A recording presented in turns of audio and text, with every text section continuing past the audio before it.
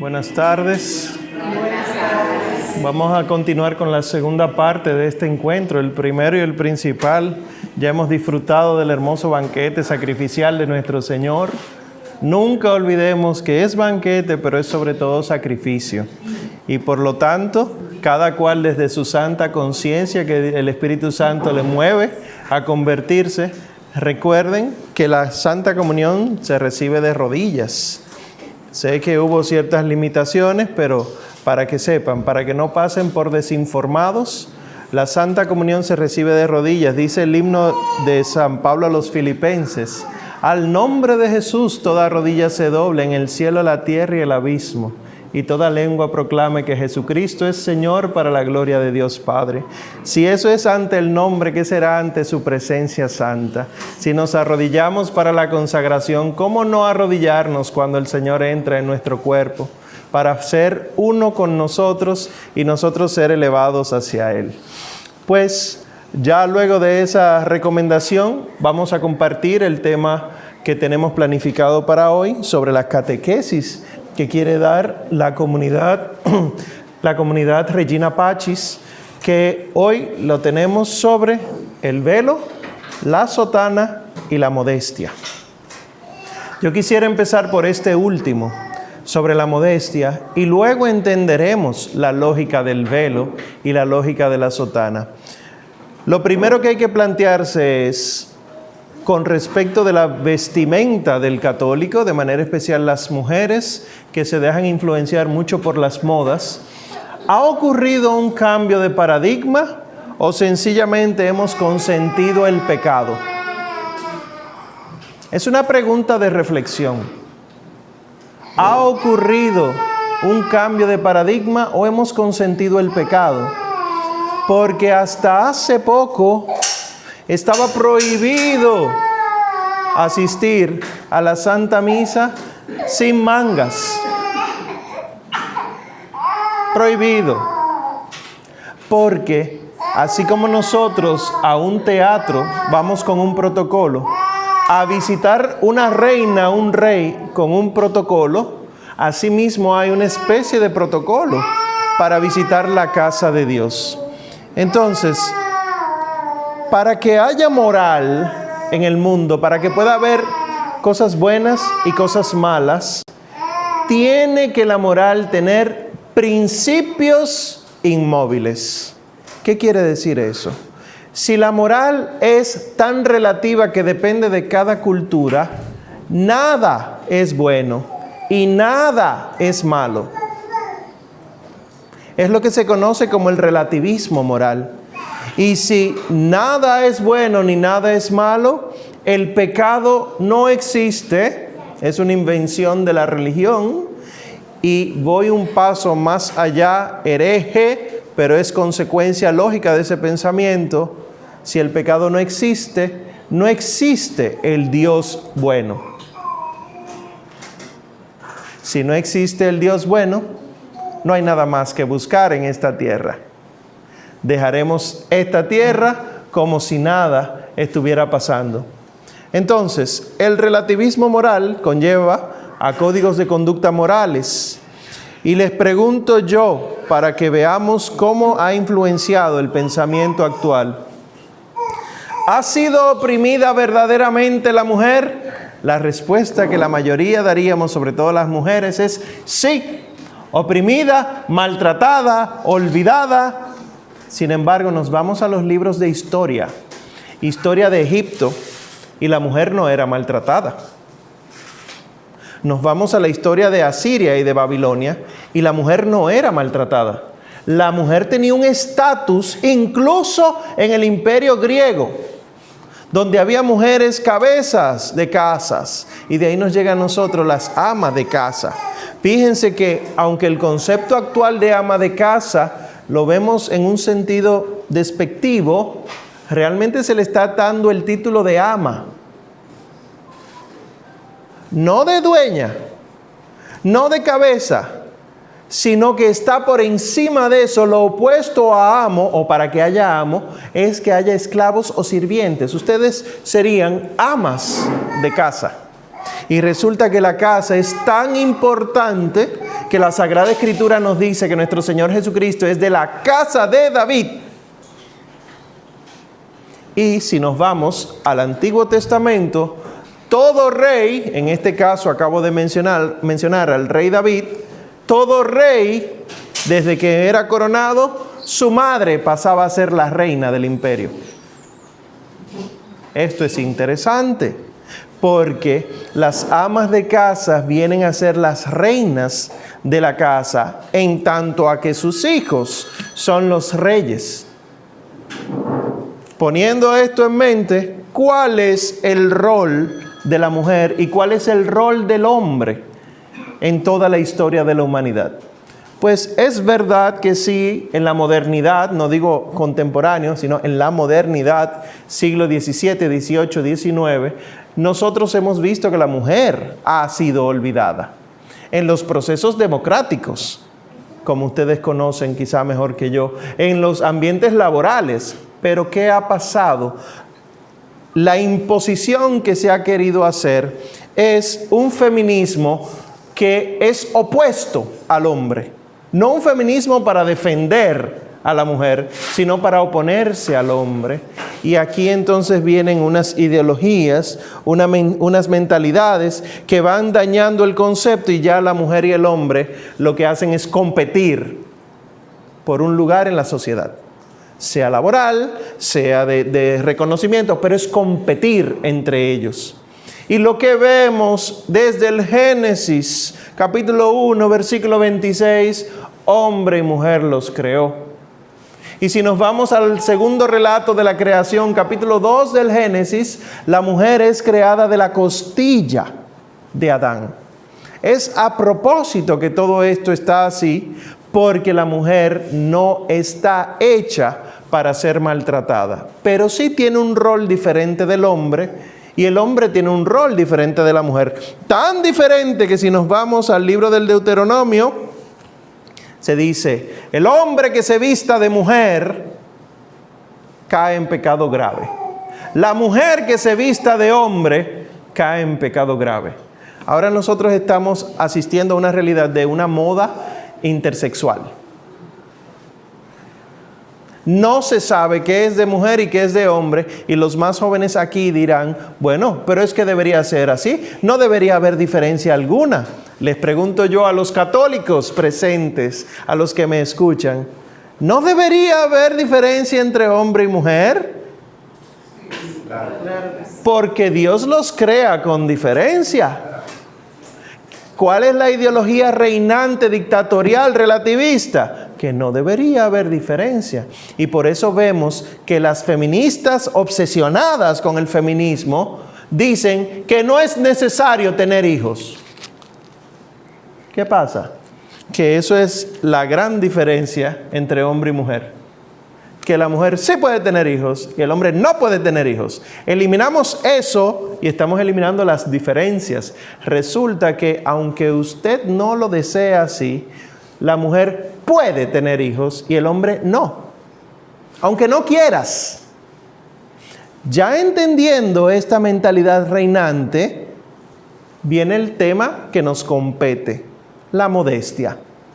Como hay una competencia entre hombre y mujer, ya no hay necesidad de vestirse diferente y mucho menos de entenderse de manera diferente. Y en esa diferencia, en esa falta de diferencia, vienen los pecados. El pecado de que para la mujer poder sentirse a gusto consigo misma, tiene que vestirse tal cual se viste un hombre. O el otro extremo. Yo tengo mi cuerpo, yo puedo enseñar lo que a mí me guste de mi cuerpo. Y resulta que la mujer está haciendo que su cuerpo sea pecado para otro. Lo mismo el hombre. Pero quiero hacer la diferencia. Si el hombre y la mujer son diferentes, los pecados con los que la mujer cae con más frecuencia no son los mismos pecados del hombre. Ustedes nada más tienen que abrir las investigaciones psicológicas y psiquiátricas y verán que los pecados físicos de la carne, sexuales, abundan más en hombres. Y los pecados de las emociones, de la maledicencia, abundan más en mujeres. ¿Por qué? Porque hemos sido hechos diferentes. Entonces, si yo, como hombre, doy motivo para que las mujeres hablen, yo tengo que cambiar mi vida a una modestia aplicada. Porque resulta que, por definición, la modestia es una virtud que modera conductas, actitudes, vestimenta y hasta mirada. Si recuerdan del Antiguo Testamento, 4 son las virtudes cardinales: prudencia, templanza, justicia y fortaleza.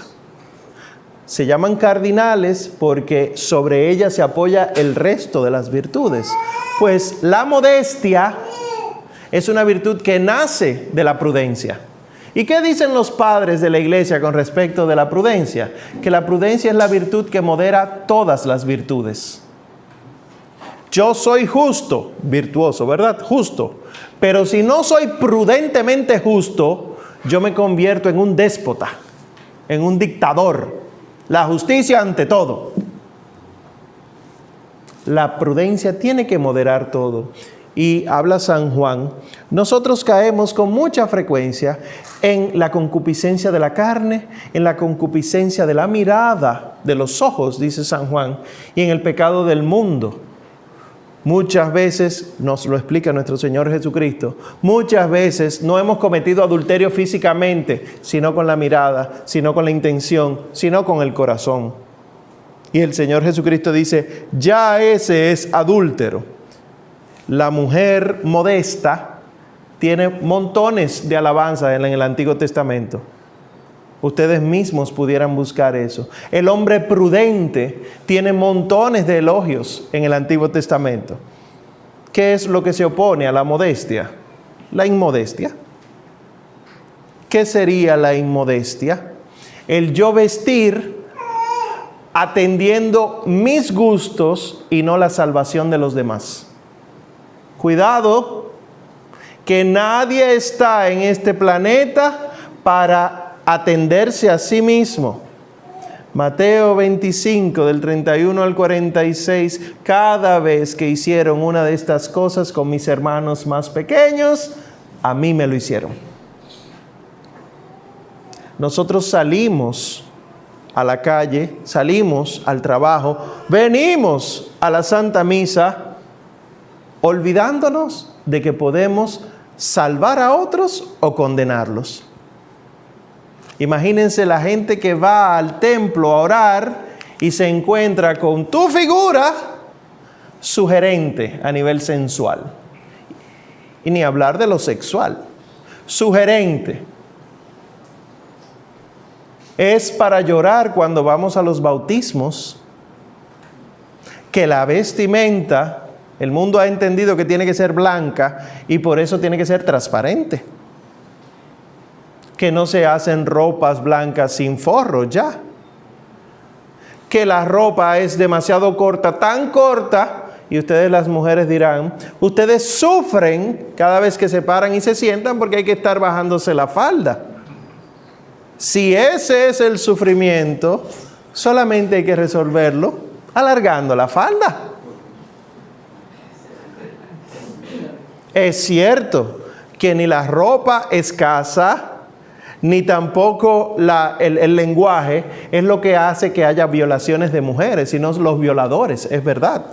Pero los violadores tienen algo que les incita a eso, que no debería ocurrir, pero que nosotros deberíamos cuidar tanto a los hombres como a las mujeres. Entonces, ¿cómo se está manifestando actualmente la inmodestia? Todo me está permitido. Si me gusta, me lo compro, me lo pongo.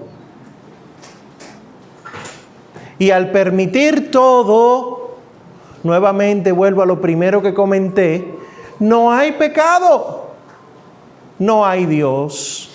Y vivimos una doble, una triple, una cuádruple moral. Soy muy recatado, muy recatada, vengo muy tranquila a rezar, pero mi vestimenta no dice eso de mí. Y lo mismo los hombres. Soy muy piadoso, mea culpa, pero mi ropa muestra más que lo que debería estar mostrando. ¿Y qué hace eso en el corazón de aquellos que pecamos con facilidad? Que no nos fijemos en el Creador que te hizo a ti, sino en ti, la criatura.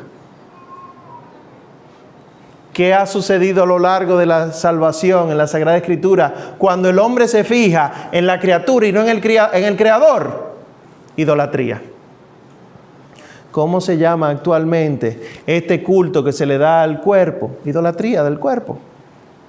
Estamos idolatrando el físico hasta tal nivel que si nos vamos a las estadísticas, la última que revisé fue del Reino Unido, que se le preguntó a 5,000 mujeres, ¿qué tan felices se sienten ustedes con su cuerpo? Podemos hacer la encuesta aquí. Esas mujeres dijeron, el 93%, que no estaba realmente contenta. Porque nos falta catequesis sobre la idea del cuerpo, sobre nuestra autoconciencia, y está sobrando mala catequesis de que lúcete, eres bella, que se te vea. Y no se ve entonces la dignidad de la mujer. Y así pudiéramos mencionar muchas cosas, porque a veces no es mi cuerpo, sino una parte del cuerpo con la que yo no me siento contento, y para muestra, el tipo de ropa que yo uso. Y hay un combate real por la pureza. Si nos vamos al Catecismo de la Iglesia Católica, podemos ver que el combate por la pureza implica un esfuerzo por la castidad.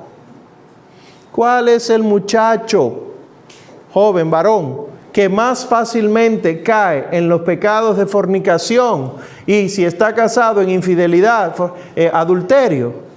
Aquel que esas cosas le vienen muy fácil. Porque él mismo en su lenguaje incita. ¿Cuál es la muchacha que cae en este tipo de pecado? Hasta con la mirada. Aquella que ha hecho de sí misma un ídolo. Entonces, ¿cómo nosotros deberíamos vestirnos? Entendiendo esta lógica, es batallando por la castidad, con la ayuda de Dios obviamente, con la oración, pero también, dice el Catecismo, con la pureza de la intención y la pureza de la mirada, interna y externa. ¿Qué quiere decir eso? En muchísimas ocasiones, yo tomo mi sistema de mensajería en el aparato móvil y le escribo a personas puntuales que yo solamente las busco cuando quiero pecar.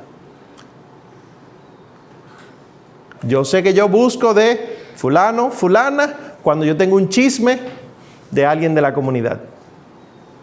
Cuando yo quiero compartir una gran noticia muy buena, mi hijo se graduó, yo no busco a fulano y fulana. Eso es cuestionable. Porque yo tengo personas guardadas en mis redes y sistema de mensajería solo para cuando quiero pecar. Y se peca de pensamiento, palabra, obra y omisión. Y la pureza de la mirada interna y externa implica que yo debo tratar de que mis ojos no vean al otro como un objeto.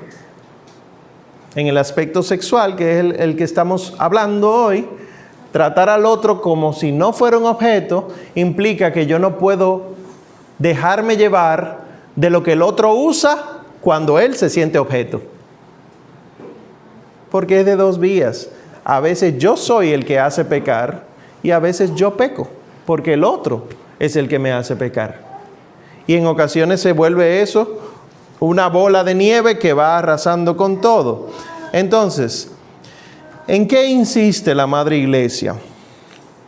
La Madre Iglesia utiliza un lenguaje muy peculiar, porque a algunos nos gustaría que dijeran, no, blusa color blanco con mangas hasta los codos y falda negra a nivel de la rodilla. Sería mucho más fácil, porque entonces sería un uniforme y así hay que saberlo. Hubo una época en que era así y las mismas personas empezaron a rebelarse.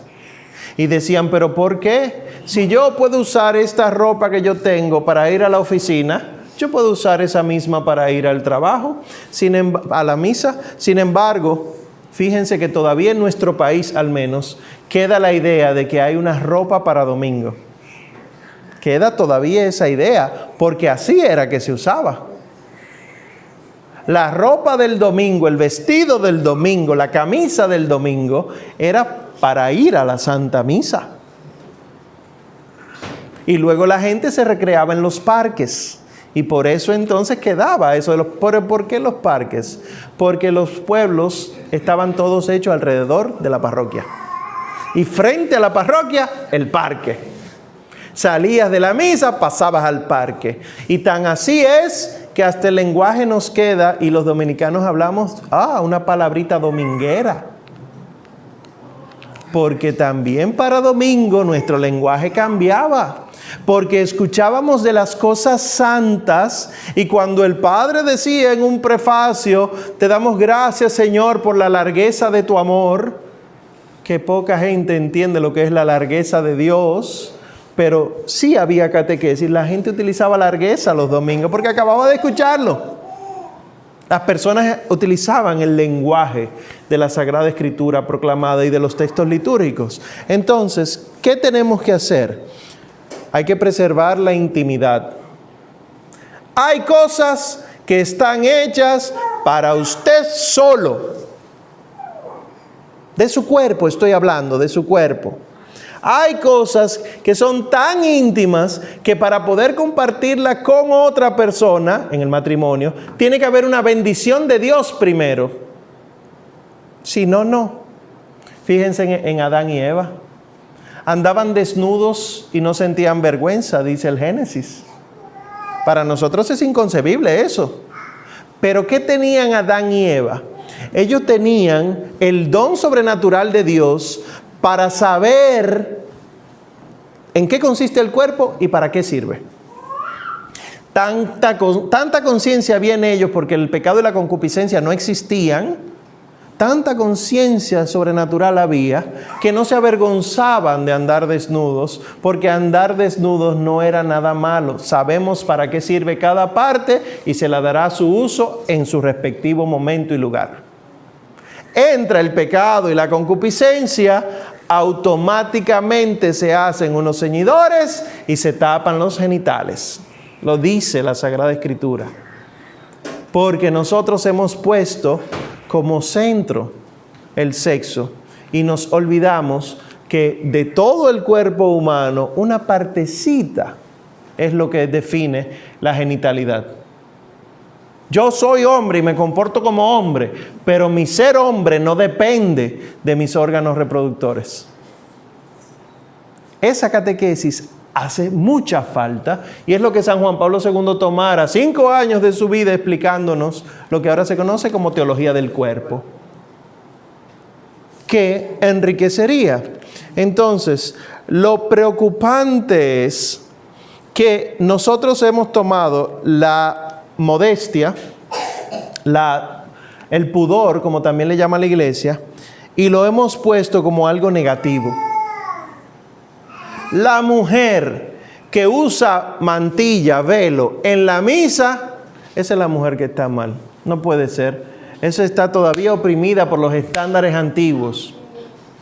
La mujer verdaderamente libre es la que se viste como quiere y se siente orgullosa de estar así, sin darnos cuenta que eso es opresión. ¿Por qué? Porque tú, mujer, no necesitas demostrar algo para que tengas dignidad. Y esto también es importante hablarlo en la catequesis, porque nuestras niñas dominicanas las criamos de una manera y nuestros niños los criamos de otra. Y confundimos el sexo, la genitalidad, la sexualidad y los roles.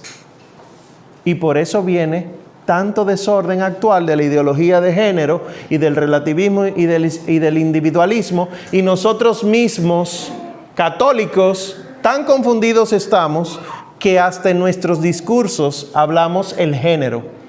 Bienvenidos y bienvenidas todos. Eso es lenguaje de género. Ya las academias de la lengua española y dominicana se han expresado y han dicho que ni obispos, ni curas, ni políticos, ni maestros deberían caer en eso porque deberían tener un buen manejo de la lengua. Y nosotros creemos que es lenguaje inclusivo. ¿Incluyendo a quién?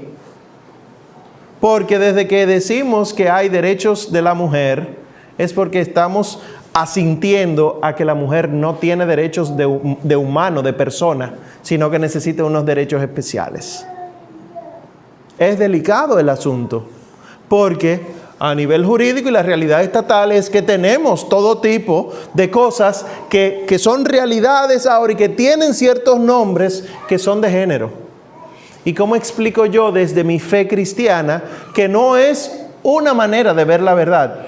Es la manera de ver la verdad, porque es revelación de Dios, no del ser humano.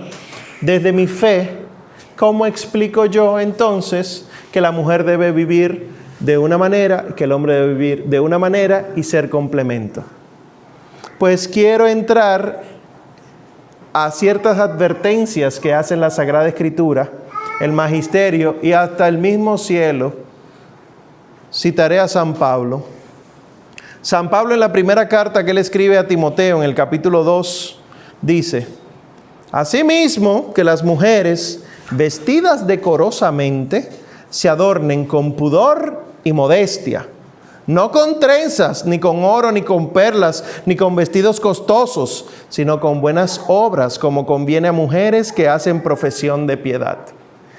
Actualmente nosotros decimos, ¿qué es lo que está diciendo? Porque yo puedo usar pendientes de oro y no pasa nada. Lo que sucede es que si la vestimenta que usas es motivo de pecado para otro, no deberías usarla. Y lo mismo para los hombres. Solamente cito a Pablo aquí. Si yo con mi manera de vestir, de actuar, hago que otro peque, yo tengo que cambiar. ¿Por qué? Pero Omar, la gente siempre va a decir, sí, pero la gente siempre va a necesitar ser salvada. ¿Qué es lo más importante? Dice San Pedro en un momento, vale más obedecer a Dios antes que a los hombres. Y por eso cito al Papa Pío XII que dice en un momento, eso es prácticamente los otros días, hace 60 años, 70 años, él dice a un grupo de mujeres que fue a visitarlo en Italia: oh, madres cristianas, si ustedes supieran qué futuro de ansiedades y penas, de vergüenza mal guardada que preparan ustedes para sus hijos, dejando imprudentemente que ellos se acostumbren a vivir ligeramente vestidos y haciendo que pierdan su sentido de modestia, estarían ustedes avergonzadas de ustedes mismas y temieran el daño que se hacen y el daño que están causando a estos niños, quienes el cielo les ha confiado para que ustedes los críen como cristianos. Esa advertencia parecería que la dieron ayer, porque nadie puede permitirse el error de que sus hijos no aprendan de modestia, porque las consecuencias son las que vemos ahora. Anticonceptivos. ¿Por qué los anticonceptivos y el aborto son un problema? Porque aumentó la cantidad de personas teniendo relaciones sexuales fuera de matrimonio. Aumentó la cantidad. ¿Pero por qué ha aumentado esa tasa de personas? Por la manera de vestir y de hablar. Hacia los años 20 hubo un movimiento explosivo, y con la televisión y la radio eso fue exponencial, y es que la moda estaba por encima de los principios. Vamos a acabar con lo que antes había, porque lo antiguo, eso no sirve. Oigan la mentalidad de ahora. Eso es de antes, eso no sirve. Como si lo antiguo es obsoleto, y no como si lo antiguo es lo que siempre se ha hecho, porque así fue que se discernió. Y viene el caso, por ejemplo, de la Virgen en Fátima, que dice, la Señora Santísima, más almas se van al infierno por pecados de la carne que por cualquier otra razón. Y luego dice ella, se introducirán ciertas modas que ofenderán gravemente a mi hijo. Y Santa Jacinta, la vidente, Santa Jacinta Marto, dice después de esas visiones, las personas que sirven a Dios no deberían seguir las modas. La iglesia no tiene modas, nuestro Señor es siempre el mismo. Una niña de 9 años. ¿Qué habló ella con la Virgen? ¿Qué vio ella cuando la Virgen le mostró el infierno? Probablemente nos haya visto a nosotros en inmodestia. Entonces, ya para avanzar el tema del velo y la sotana, como aquí no hay ministros consagrados, sobre la sotana hablaré breve y luego me basaré en el velo. ¿Por qué a los ministros se le exige andar con la sotana? Para que sepan lo que es la sotana. La vestimenta negra entera, que tiene muchos botones en el frente, eso se llama sotana. La vestimenta blanca que se pone encima de eso se llama alba. Pero la sotana es el hábito propio de un ministro consagrado a Dios. Se conoce como hábito talar. Yo cuando estoy en la clínica tengo una vestimenta específica. Yo cuando subo al estrado tengo una vestimenta específica. Bueno, Omar, pero el padre entonces debería vestirla solamente cuando está en la misa. No, porque el padre no sirve en la misa, sino que sirve en el mundo. ¿Por qué negro? Porque ha muerto al mundo. El diácono, el presbítero y el obispo son salvadores, si se pudiera decir, de almas, pescadores de hombres, y tienen que estar en el mundo salvando almas. Mueren al mundo, se visten de negro, pero se revisten de Cristo nuestro Señor. Por eso tiene 33 botones, la edad de nuestro Señor Jesucristo. No es sencillamente ponerse algo negro. Y no solo eso. La iglesia prefiere que sea eso por encima de la camisa y el pantalón negro, porque como se reviste de Cristo, Cristo no son varias partes. Cristo nuestro Señor es uno solo. Se prefiere una sola pieza. Y todavía es negra. Y todavía se mantiene la norma de que es preferible que el ministro use el hábito talar o al menos la camisa y el pantalón. Pero como al menos, ¿qué vemos ahora? Que tenemos la idea, algunos sacerdotes tienen la idea, de que si se visten así se alejan de la gente. Y vemos polochers, t-shirts, jeans, la mezclilla, y nada de eso es una consagración al mundo. Pero ya dejaré ese diálogo más profundo para cuando haya ministros presentes. Vayamos al velo. Si ustedes se fijaron ahorita en la Santa Misa, las mujeres tenían que tener velo. El velo blanco para aquellas que no están casadas. El velo negro para aquellas que ya se han desposado con Cristo en la figura de su esposo. Pero ¿por qué se tapan las mujeres? Por lo mismo que se tapa el cáliz. Por lo mismo que el copón se guarda en el sagrario con un velo. Porque ahí está lo que nos da la vida. Cristo nuestro Señor. A ustedes se les compara con el dador de la vida. Porque en ustedes ocurre un misterio que es inexplicable. Cómo la vida llega al mundo. Cómo ustedes pueden albergar vida en su interior y que sea otra vida y no la de ustedes. Y que Dios ame tanto eso que ha hecho en ustedes, que cuando ustedes tienen la concepción, Dios le da un alma a esa vida. Por eso se busca esto, pero también tiene un significado. Porque si nos vamos a la Sagrada Escritura, a la mujer se le exige esto. Dirá alguno, pero es que eso es antiguo y obsoleto. ¿Cómo se ha aparecido la Santísima Virgen María durante estos 2000 años de fe? Con el velo. La Virgen no se aparece sin el velo. Pero espera, ¿la Virgen era judía, Omar? Ah, sí, y la morenita del Tepeyac se apareció como judía. Nuestra Señora de Guadalupe. Y Nuestra Señora en Fátima se apareció como judía. O se apareció como si hubiera sido portuguesa.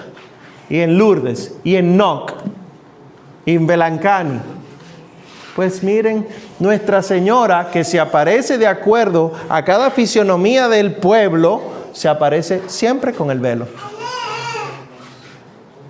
Porque en ella se dio el milagro más grande de toda la vida, que no fue solo concebir a la vida, sino concebir al dador de la vida,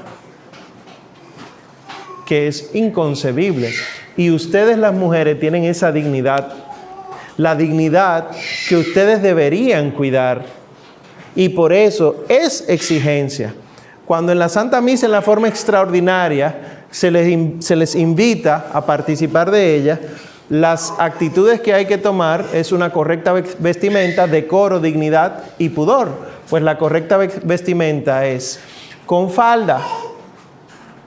Obviamente falda que respete ya todo lo que hemos hablado. Alguna dirá, ¿es por las rodillas más abajo? Está bien, sí. Pero también con velo o mantilla. No solo la Virgen, eso ha quedado en las consagradas. Las monjas no aparecieron en el siglo I. Las monjas y monjes aparecieron en el siglo IV. Durante 400 años la mujer seguía usando el velo. Y luego se van a los desiertos, se van a los cenobios y siguen usando el velo. Y no es cualquier velo, el velo largo y además algo que le cubre el cuello que se llama la toca. Los que han participado en alguna celebración en un monasterio habrán visto a las monjas con una cosa blanca aquí, la toca, y luego el velo. Y no solamente eso, eso ha quedado incluso hasta en la enfermería. ¿Ustedes no han visto el gorrito que suelen usar las enfermeras y auxiliares de enfermería? ¿De dónde viene eso? Las primeras mujeres que cuidaban a los enfermos eran religiosas católicas, monjas. Y por asunto de practicidad lo que fueron haciendo fue acortando el velo y queda el sombrerito de ahora. Pero hasta ahí se cubre la cabeza. Nosotros, si ustedes se fijan, solemos cubrirnos la cabeza en cada profesión. El ingeniero tiene algo que le cubre la cabeza. El abogado tiene algo que le cubre la cabeza. El maestro tenía, ya casi no se usa, algo que le cubre la cabeza, que lo usa cuando hay otros graduándose. ¿Por qué la necesidad de cubrirse la cabeza? Porque esto es lo que Dios ha deseado. Y así vemos entonces que el velo modera en ustedes ser tentación. Cuando una mujer va con el velo a la misa, no se convierte en tentación para nadie, sino que es motivo de admiración y de respeto. Y cuando nosotros los hombres vemos una mujer con velo en la misa, sentimos más deseo de espiritualidad. Hay que orar, porque así es que yo quiero que sea mi mujer, mis hijos, los que sea. Y también significa la responsabilidad que tiene la mujer de ser como la Santísima Virgen María. No es inalcanzable esa señora, porque esa señora es un ser humano completo. Ella es ejemplo nuestro, madre nuestra, pero también maestra nuestra. Y ustedes tienen esa gracia que los hombres no tenemos. Ustedes pueden asemejarse a aquella mujer que ha tenido la más alta gracia, que ningún hombre la ha tenido.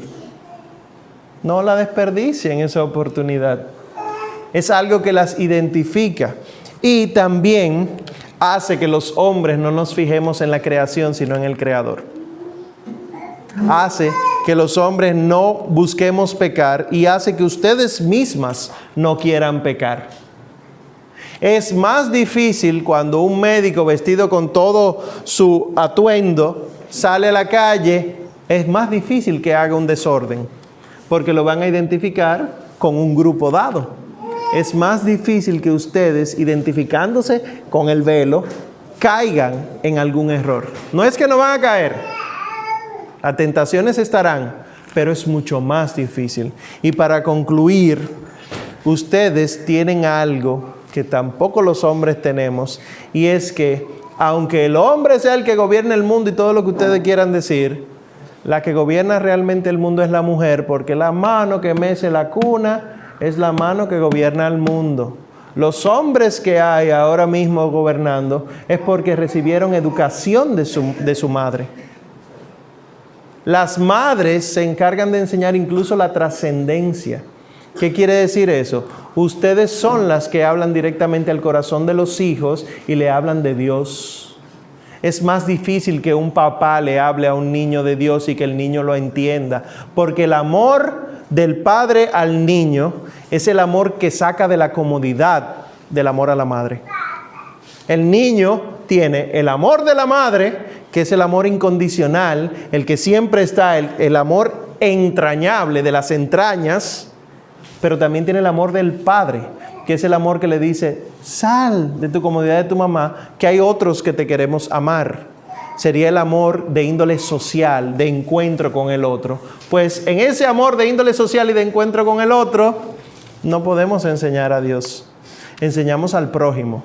Las mujeres, las madres enseñan a Dios. ¿Cuál es la exhortación nuestra como comunidad Regina Pacis? Que además de cumplir este tipo de cosas, sí hay normas, sí hay que venir adecuadamente vestido, pero no solo por ser normas, sino porque dan vida, porque dignifican, porque hacen que ustedes las mujeres sean verdaderamente mujeres, hace que los consagrados sean verdaderamente consagrados, y por medio de la modestia y el pudor podemos llegar más fácilmente a salvarnos y ayudar a los otros a ser salvados. Que podamos nosotros ser ejemplo con nuestra conducta, con nuestra mirada. Que si tenemos que bajar la mirada ante alguien que viene, que sabemos que es motivo de pecado, que la bajemos. Que no andemos siempre mirando a lo alto más que solo a Dios. Que si es necesario que miremos siempre abajo para que no entre en nuestro corazón esas cosas malas, sino que solamente sea Dios el que nos ilumine. Amén. Amén.